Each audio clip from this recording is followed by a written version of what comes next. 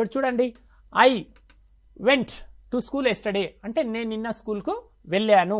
I went to school yesterday అంటే ఏంటి, నేను నిన్న స్కూల్కి వెళ్ళాను. We went to school yesterday అంటే మేము నిన్న స్కూల్కి వెళ్ళాము. You went to school yesterday అంటే మీరు నిన్న స్కూల్కి వెళ్ళారు. They went to school yesterday అంటే వారు నిన్న స్కూల్కి వెళ్ళారు. He went to school yesterday అంటే అతడు నిన్న స్కూల్కి వెళ్ళాడు. She went to school yesterday అంటే ఆమె నిన్న స్కూల్కి వెళ్ళింది. సో హీ బదులుగా రాజు అనే పేరు తీసుకోవచ్చు. రాజు వెంట్ టు స్కూల్ ఎస్టర్డే అంటే రాజు నిన్న స్కూల్కి వెళ్ళాడు. షీకి బదులు ఒక అమ్మాయి పేరు తీసుకోండి, రాణి. రాణి వెంట్ టు స్కూల్ ఎస్టర్డే అంటే రాణి నిన్న స్కూల్కి వెళ్ళింది.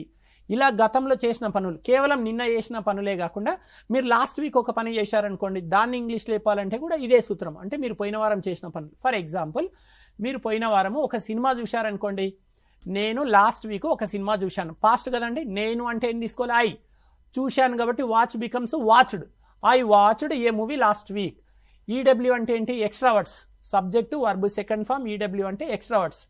I watched a movie yesterday అంటే నేను నిన్న ఒక సినిమా చూశాను. మరి లాస్ట్ వీక్ చూస్తే ఏమనాలి, I watched a movie last week. We watched a movie last week, మేము పోయిన వారం ఒక సినిమా చూశాము. You watched a movie last week, మీరు పోయిన వారం ఒక సినిమా చూశారు. They watched a movie last week, వారు పోయిన వారం ఒక సినిమా చూశారు. He watched a movie last week, అతడు పోయిన వారం ఒక సినిమా చూశాడు. She watched a movie last week, ఆమె పోయిన వారం ఒక సినిమా చూసింది.